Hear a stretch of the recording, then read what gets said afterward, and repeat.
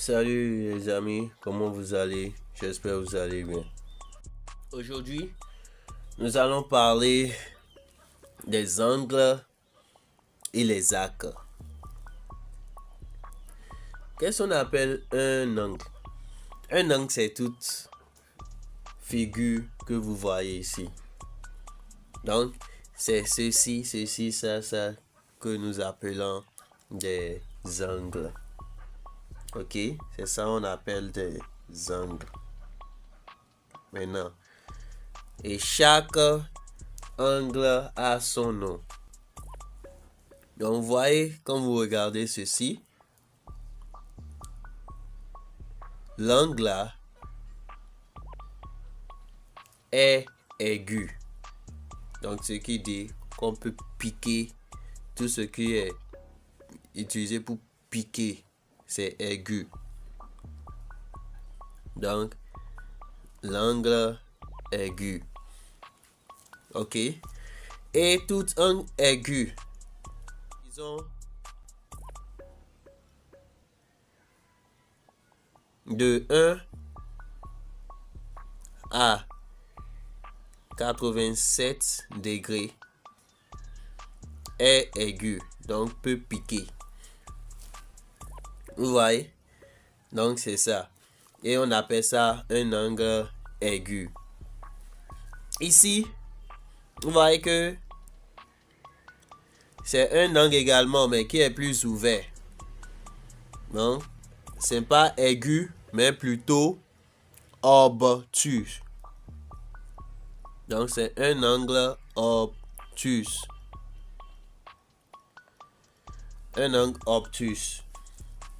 Ceci, on voit que la partie est au milieu. Le nœud est au milieu. Et tout ce qui est son corps est plat. Donc, c'est un angle plat. C'est un angle plat.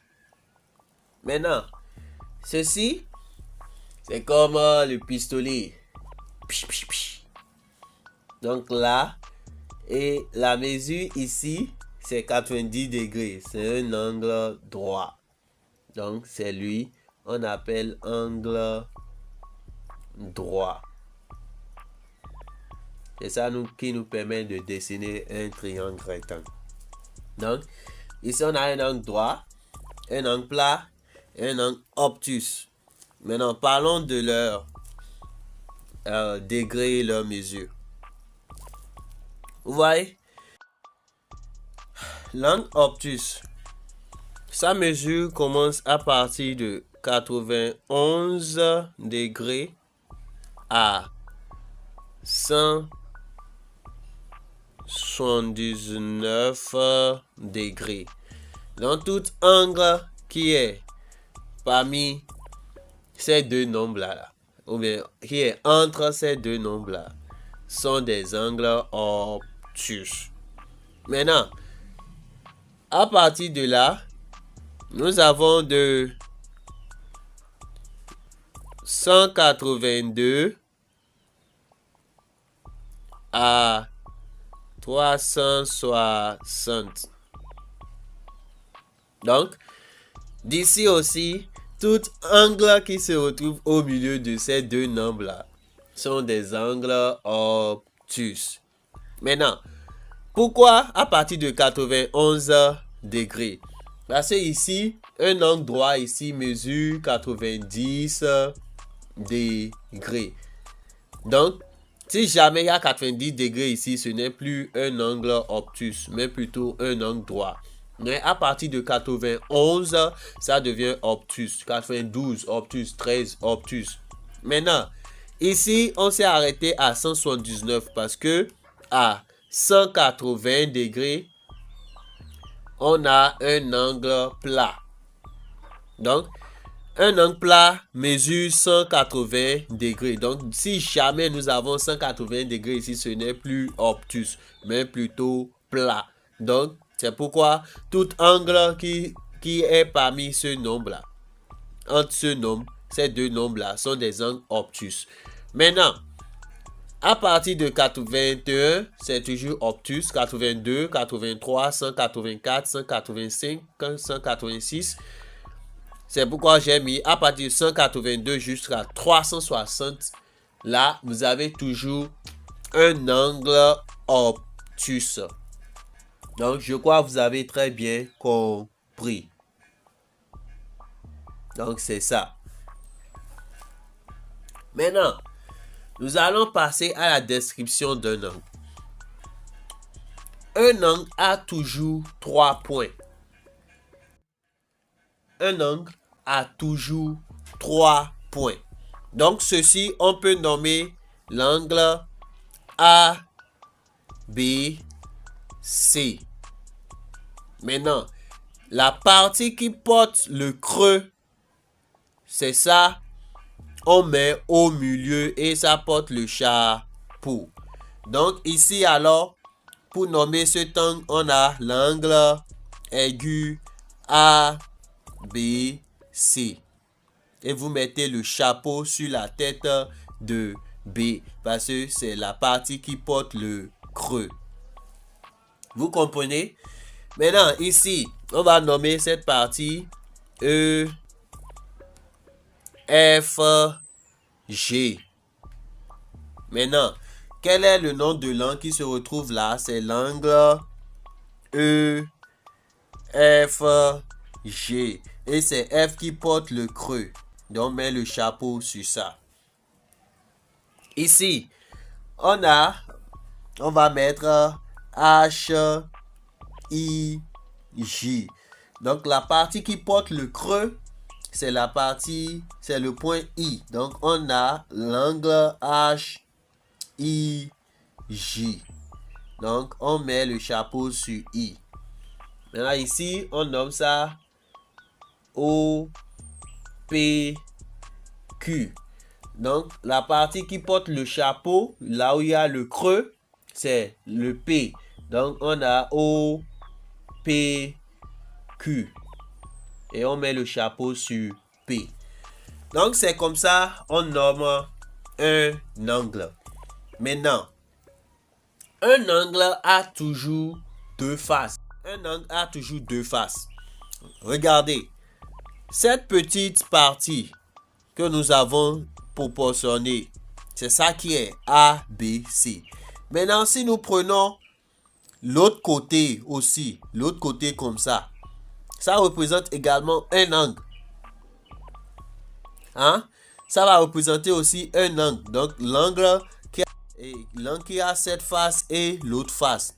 Donc, on a la plus petite face ici. La plus petite face est ici. La plus grande face est là-bas. Donc, on aura alors grand angle A, B, C. Donc, puisque c'est la plus grande face qui est là-bas, on ouvre le chapeau sur le B pour montrer que c'est le grand angle et non le petit angle. Maintenant, ici aussi, on aura le petit angle obtus et le grand angle obtus. Donc, le petit, c'est ça nous voyons là. Le grand, c'est ça qui est derrière. Donc, on aura E, F, G.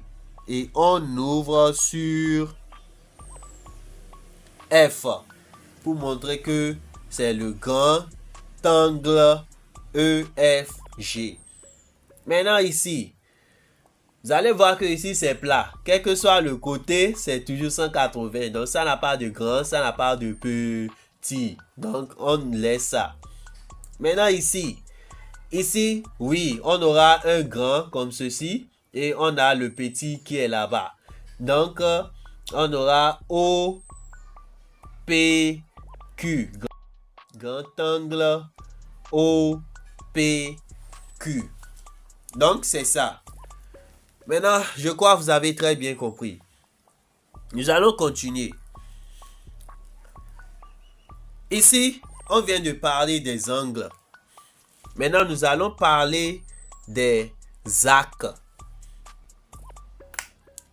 Les arcs, Au fait, ce sont les courbes qui interceptent les deux bordures des angles. Si je prends ceci maintenant, je fais comme ceci. Donc la courbe là, c'est ça on appelle l'arc. Donc nous allons tracer l'arc de chaque angle. Donc voilà pour ceci. L'arc ici. Et c'est ça. Normalement ça se fait avec le compas. Excusez-moi. Donc l'arc de cet angle. Donc c'est ça. Maintenant, les arcs ont toujours 2 points seulement. Vous allez le constater là. Donc on a l'arc AC. Donc pour nommer les arcs, on écrit quoi? L'angle, le ABC intercepte l'arc AC. Et on fait comme ceci. Vous voyez? Donc ici aussi, le petit angle EFG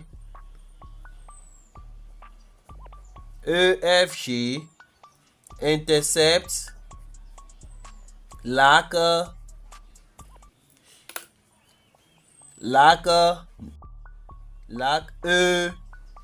EG. Et on fait comme ceci. Donc c'est comme ça on désigne l'arc. Ici, le petit angle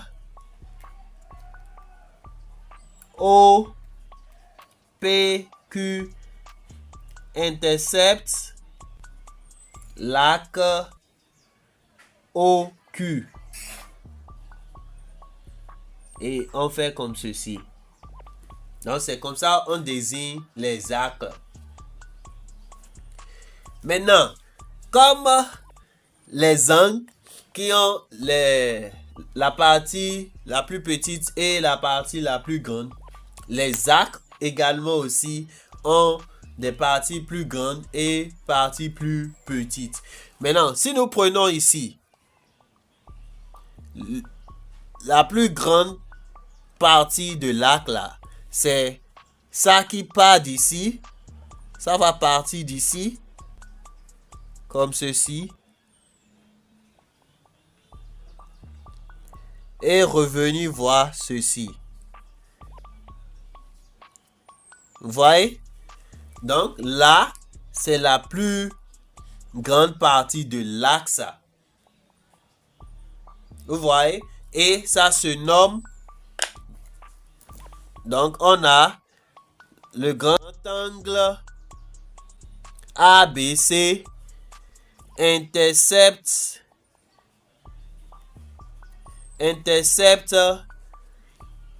le grand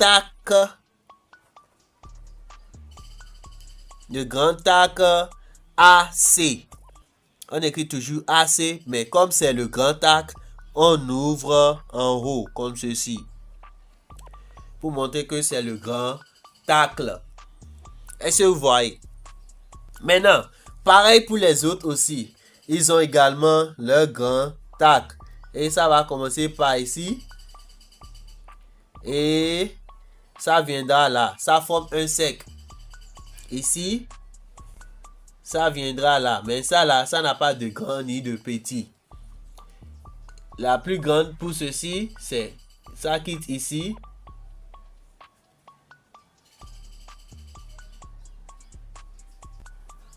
Et ça viendra là. Donc ça va former un cercle. Et c'est la plus grande partie là que nous avons derrière eux.